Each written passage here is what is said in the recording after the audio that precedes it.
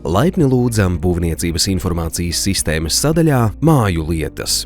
Sadaļa Māju lietas Būvniecības informācijas sistēmā tika ieviesta, lai nodrošinātu ikvienai daudzdzīvokļu dzīvojamai mājai mājas lietas kārtošanu elektroniski, veicinātu īpašnieku informētību un iesaistīšanos mājas pārvaldības jautājumu risināšanā, īpašuma pārvaldīšanas dokumentācija būtu pieejama vienvieta elektroniski 24 stundas dienā, 7 dienas nedēļā, nodrošinātu dokumentācijas saglabāšanu un pieejamību, mainoties dzīvojamās mājas pārvaldniekam. Sadaļa Māju lietas ir pieejama lietotājam, kurš ir daudzdzīvokļu mājas vai dzīvokļa īpašnieks vai īpašnieka pilnvarota persona. Mājas lietā ir pieejami dati, ja dzīvojamās mājas pārvaldnieks jeb mājas lietas kārtotājs ir ievadījis informāciju par pārvaldāmo māju, īpašnieki paši aktīvi darbojas, organizējot aptaujas un kopsapulces un mājas lietai pievienojot lēmumus. Kā īpašniekam atrast savu mājas lietu? Vispirms pārlūk programmā ievadi Būvniecības informācijas sistēmas mājaslapas adresi www.bis.gov.lv, tad nospied pogu Pieslēgties un autorizējies ar latvija.lv. Pēc veiksmīgas autorizācijas savā darba vietas panelī atradīsi sadaļu Māju lietas.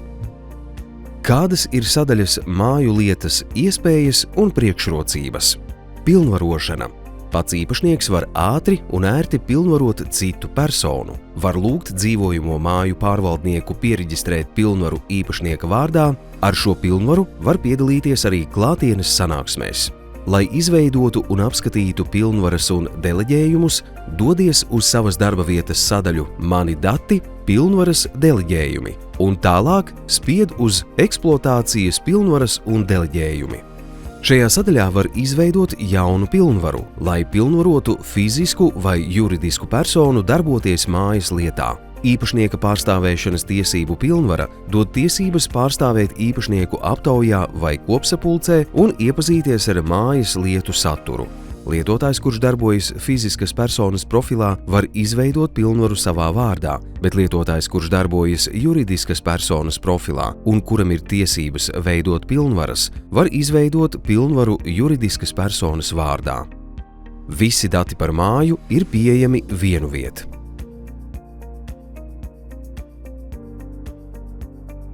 Mājas lietā ir pieejama informācija par mājas pamatdatiem, pārvaldnieku, mājas īpašniekiem, kuriem ir iespēja labot savu kontaktinformāciju,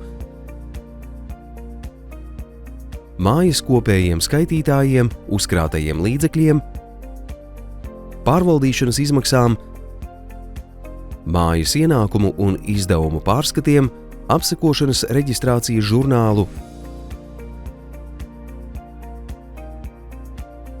remontdarbiem, mājas lietas dokumentiem, pilnvarām un deleģējumiem, kā arī lēmumiem. Paziņojumu saņemšana un nosūtīšana. Mājas lietas sadaļā saņemtie paziņojumi. Lietotājs redz saņemtos paziņojumus, kas attiecas uz konkrēto mājas lietu. Lietotājs var izvērst paziņojuma ierakstu un iepazīties ar tā saturu. Nosūtītie paziņojumi vai iespēja nosūtīt jaunu paziņojumu pieejama sadaļā Nosūtītie paziņojumi. Lietotājs var veidot jaunu paziņojumu, izmantojot darbību Pievienot paziņojumu. Aptauju un kopsapulču organizēšana, pieņemto lēmumu pievienošana.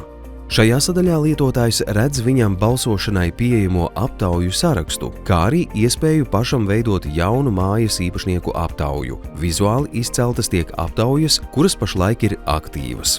Lai atvērtu un iepazītos ar aptaujas jautājumiem un papildu informāciju, jāspiež uz mapītes labajā pusē. Tālāk jāspiež uz Reģistrēt balsojumu, lai uzsāktu balsošanas procesu. Jaunas aptaujas izveidei lietotājiem jāspiež uz Pievienot aptauju un jāizpilda secīgi soļi, aizpildot aptaujas pamatdatus un pievienojot jautājumus.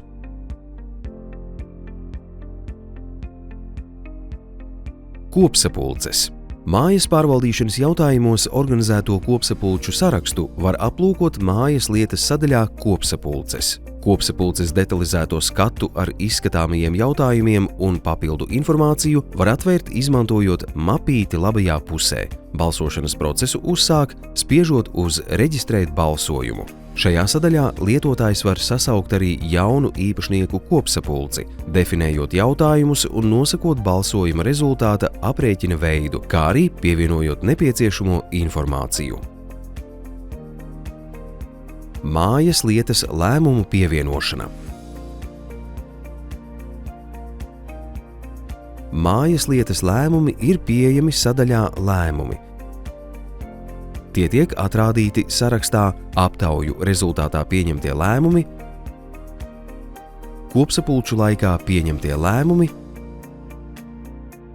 Citi manuāli pievienotie lēmumi.